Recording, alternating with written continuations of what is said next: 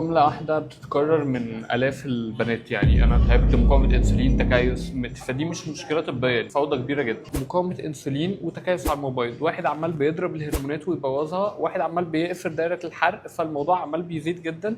وأنت عمال كتير قوي، بس في 3 حاجات في الدايت بتاعك مش بتعملهم، فالموضوع ده مش بيتحل. احنا عندنا 3 حاجات، يعني هرمونات متلخبطة، أنسولين عالي، بويضات محبوسة.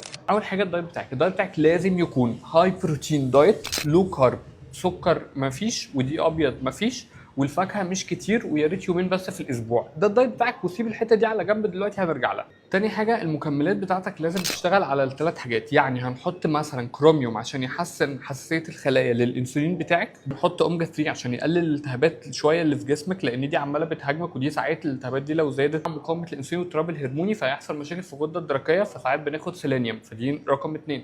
رقم 3 فيتامين د ومغنيسيوم، هم اساس اتزان جهازك العصبي النفسي. في مكملات لازم تاخديها، في اعشاب لازم تدخل عشان برضو تواجه 3 حاجات المختلفه. اول حاجه هتدخلي القرفه لانها بتحافظ على مستوى السكر اللي احنا قلنا مقاومه انسولين. تاني حاجه الكاكاو الخام لازم يكون اساسي معاكي وموجود عشان يقلل احتياجك للسكريات اللي هو ظاهر من مقاومه الانسولين. رقم 3 الكاموميل واللافندر والقديس يوحنا، لو نمتي كويس وخدتيهم بالليل وقللوا لك الكورتيزول فالهرمونات هتبدا تتظبط. احنا هنقسم الموضوع ل 3 فيزز، سي 3 شهور.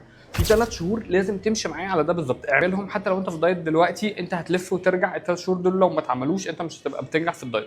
اول حاجه الشهر الاول هو الشهر اللي انت بتوقف فيه الحاجات اللي عماله بتزود لك المشاكل دي، بتوقف فيه الدقيق الابيض وبتوقف فيه السكر. اول شهر ده انت في خضم دوشه بتاعت الهرمونات، هي لسه ما اتصلحتش، حساسيه الانسولين لسه ما اتحلتش، والحرق لسه ما زادش. فاول شهر اوعى تستنى نزول كبير، لان انت بتواجه دول لسه هم اصلا بيبوظوا لك منظومه الحرق.